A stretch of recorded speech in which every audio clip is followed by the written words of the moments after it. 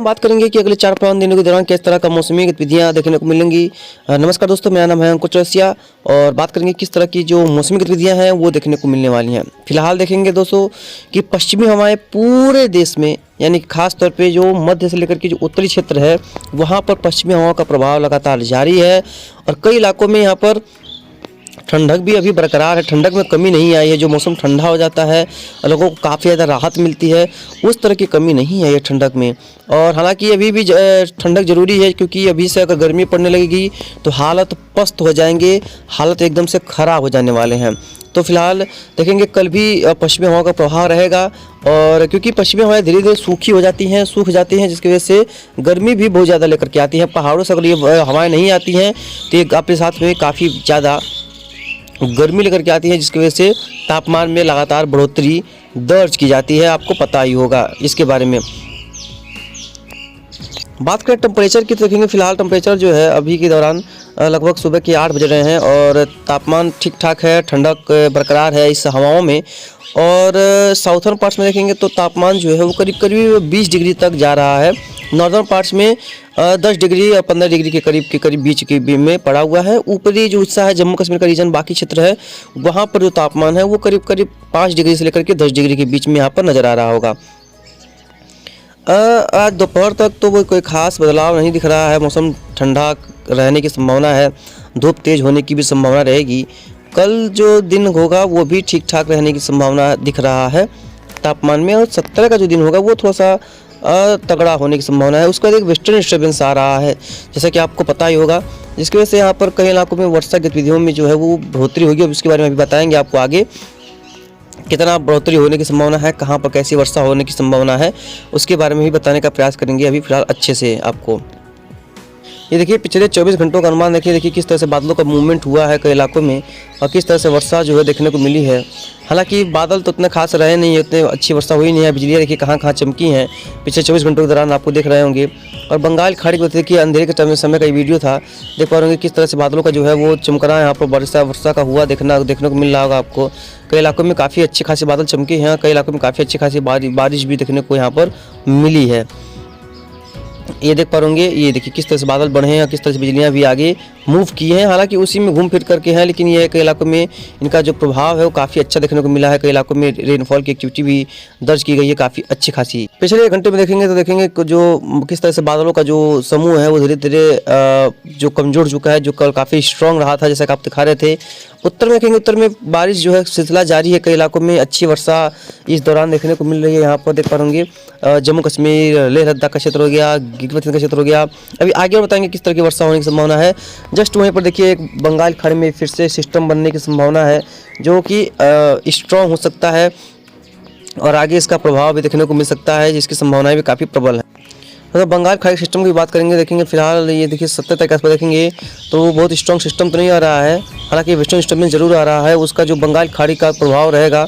और 19 का देखेंगे सिस्टम जो है वो गुजरात के काफ़ी करीब होगा और एक सिस्टम देख पा रहे ये बंगाल खाड़ी में बनने की संभावना है। जस्ट उसी समय एक सिस्टम अरेबियन सी में बनने की भी संभावना है, यानी कि 2 सिस्टम एक साथ बनने की संभावना है। और ये देखिए अरेबियन सी में सिस्टम देखिए ये जो है एक अच्छा वर्षा ले सकता है 22 तारीख के आसपास, 21 तारीख के आसपास। और उसी दौरान देखिए ये जो है ये सिस्टम लो प्रेशर एरिया बन करके वो राजस्थान पार करके आगे की तरफ मूव करेगा, यानी कि कई इलाकों में अच्छी वर्षा के संकेत मिल रहे हैं इससे। तो ये खतरे की घंटी भी है और क्योंकि एक अरब सागर में लो प्रेशर एरिया बनने जा रहा है। अब बात करेंगे बारिश की, देखेंगे फिलहाल वर्षा तो कोई खास देखने को मिलेंगी नहीं। 14 के आसपास देखेंगे किसी भी तरह की वर्षा नहीं है, मौसम शुष्क रहेगा, साफ रहेगा। 15 के आसपास देखेंगे, 15 के आसपास कोई वर्षा नहीं रहेगी। 16 के आसपास देखेंगे कोई वर्षा नहीं है। 17 के आसपास देखेंगे तब भी कोई वर्षा नहीं है। देखिए मौसम लगभग शुष्क और साफ बना रहने की संभावना है। और देखेंगे 17 तारीख के आसपास और 18 के आसपास देखेंगे तब भी कोई वर्षा नहीं है खास। हालांकि 18 के आसपास राजस्थान के कुछ क्षेत्रों में वर्षा होगी, कुछ गुजरात खल के क्षेत्रों में वर्षा की संभावना रहेगी। 18 को शाम को जो पूर्वी राजस्थान के क्षेत्र वहाँ पर वर्षा होगी। 19 के सुबह को देखेंगे कहीं वर्षा नहीं है, कोई खास एक्टिविटी नहीं है। और 20 को देखेंगे, 20 के आसपास भी कोई खास रेनफॉल की एक्टिविटी फिलहाल दिखाई नहीं पड़ रही है। हालांकि तमिलनाडु कोस्ट पर इस दौरान वर्षा होने की संभावना काफ़ी प्रबल रहेगी। और उसी दौरान देखिए अरबियन सी में सिस्टम बन रहा है, लेकिन वहाँ पर वर्षा नहीं दिख रही है। सिस्टम तो यहाँ पर दिख रहा है, आपको देख पा रहे होंगे, लेकिन यहाँ वर्षा जो है वो दिख नहीं रही है। 22 के आसपास देखेंगे वहाँ पर वर्षा दिख नहीं रही है। 23 के आसपास देखेंगे वर्षा कहीं नहीं दिख रही है, और 24 के आसपास देखेंगे किसी भी प्रकार की वर्षा नहीं है कहीं पर भी। उसके बाद देखिए एक हल्की वर्षा वो जो बढ़ोतरी दिख रही है उत्तर प्रदेश, मध्य प्रदेश, पंजाब, हरियाणा, दिल्ली। और 25 का देखेंगे मौसम लगभग शुष्क हो जाएगा, और 26 का देखेंगे तो 26 के आसपास भी कोई खास रेनफॉल देखने को नहीं मिलेगा। केवल तराई के बेल्ट में कुछ वर्षा दिख रहा है, वो भी बदल जाएगी, क्योंकि जैसे जैसे समय आगे बढ़ता है वैसे वैसे मौसम में बदलाव देखने को मिलने लगते हैं। तो कुल मिला के 17-18 के आसपास सिस्टम आ रहा है, उसका प्रभाव कितना हो, क्योंकि अभी ऐसा हो रहा है कि कभी कभी सिस्टम्स गलत बता रहे हैं, यानी कि जो मॉडल्स हैं वो गलत बता रहे हैं, यानी कि अंदाज़ा उनका सही नहीं लग पा रहा है कि वर्षा होगी कि नहीं होगी, और होगी तो कितनी होगी और कहाँ पर होगी।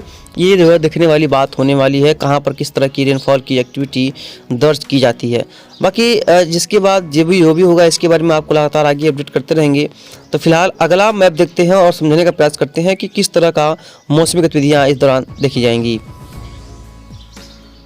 वैसे जैसे कि आपको पता भी होगा इस साल मानसून का स्थिति तो बहुत कमज़ोर रहने वाला है, जैसा कि अभी फ़िलहाल लग रहा है। हालांकि अप्रैल में ये कंफर्म होगा कि वास्तव में कितना कमज़ोर रहने वाला है मानसून की स्थिति।